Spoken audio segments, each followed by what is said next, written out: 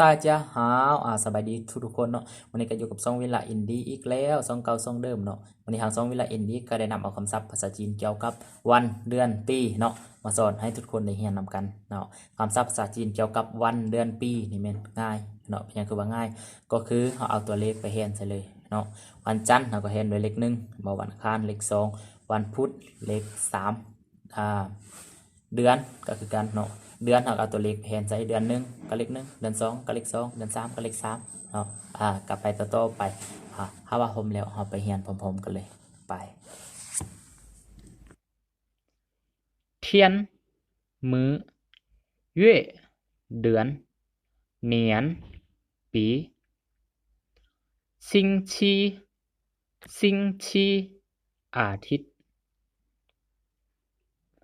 星期一วันจันทร์星期二วันอังคาร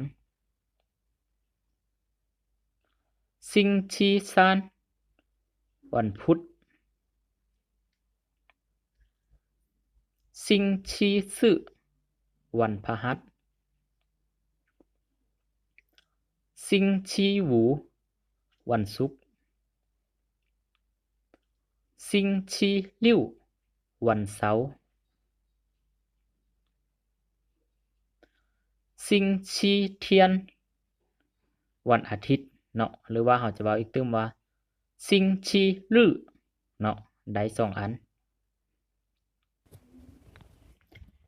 月เดือน一月เดือน1二月เดือน2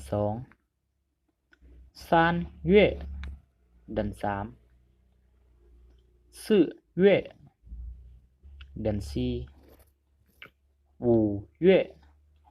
เดือน5六月เดือน6七月เดือน7八月เดือน8九月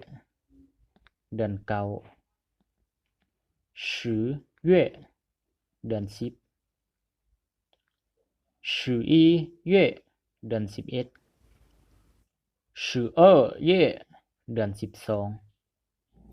大家学了怎么样ทุกคนเรียนแล้วเป็นอะไรเนาะบางคนก็ยังสงสัยว่าอาจารย์เป็นอย่างวันอาทิตย์คือว่าบ่ใช้星期七เนาะเป็นอย่างคือว่าไปใช้星期天หรือว่า星期日เนาะอันนี้แม่นกกเขาเจ้าเดิมของภาษาจีนเนาะเขาเจ้าพาใช้เป็น星期天หรือว่า星期日เนาะเอาไปเว้านำคนจีนอย่าไปเว้า星期七ได้เนาะจักหน่อยมาเขาเจ้าว่าโอ้ยคนบ้าไม่ได้ใช้เนาะมี星期七และผู้ใดที่ว่าเขามาติดตามรับชมคลิปวิดีโอของอาจารย์เนาะ